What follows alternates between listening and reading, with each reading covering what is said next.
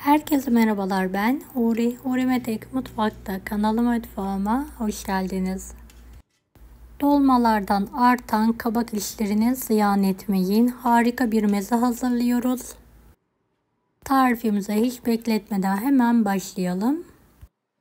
Dolmalık kabaklarım var. Kabuklarını soyuyorum ve bir kenara ayırıyorum. Beni hangi ülkeden veya şehirden izliyorsunuz merak ediyorum. Yoruma yazarsanız sevinirim.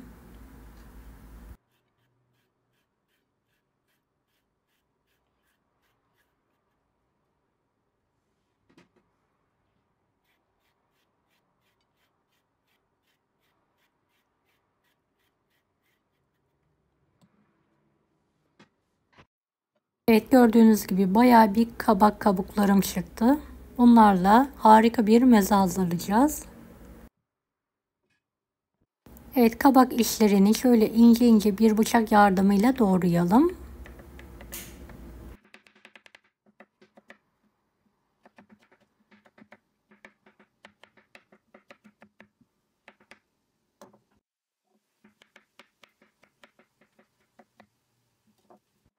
Bir tavanın içine alalım.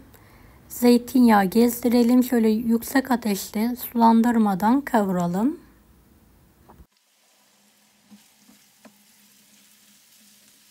Evet, ara sıra mutlaka karıştıralım.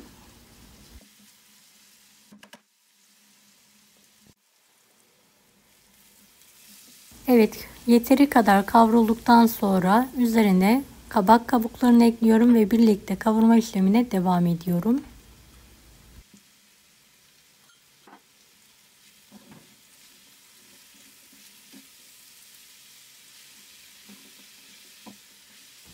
Bir buçuk tatlı kaşığı tuz ekleyelim. Tekrardan karıştıralım. Altını kapatarak soğumaya bırakalım.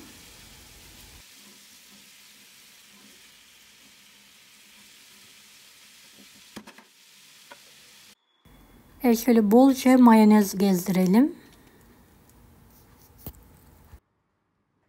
3-4 diş sarımsağı da ezerek üzerine alalım.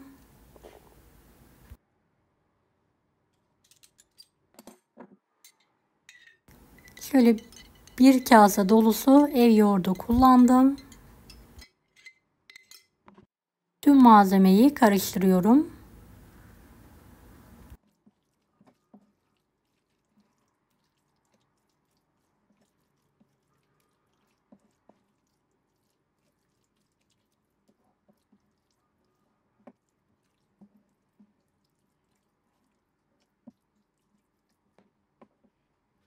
Evet, mezemiz hazır. Servis tabağına alıyorum ve yayıyorum.